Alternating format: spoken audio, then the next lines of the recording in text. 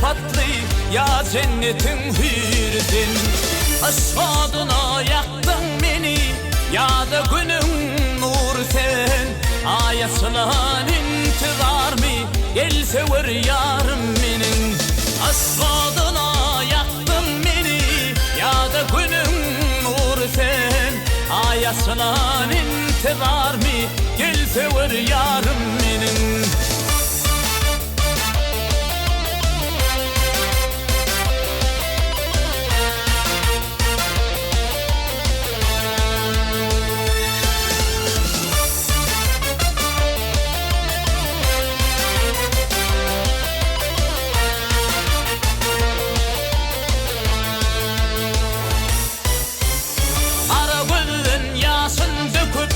Darı güryan bolmaz mey terasılan kere gülsün sarılımım solmaz mey.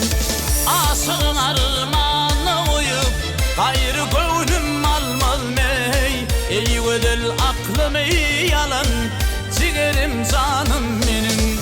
Aşığı armağanına uyup gayrı gönlüm almaz mey. Ey vedel aklımı yalan ciğerim canım benim.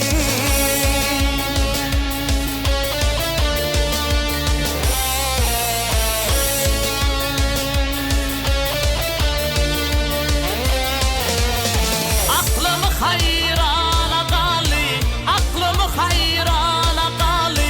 Görsün benim yarım ey, elim zahana vermenim zülfünün her tarını. Aşık oğlum tarif edip yazdı dilleyip barın ey. Ey vedel aklımı yalan tede gülzarım benim.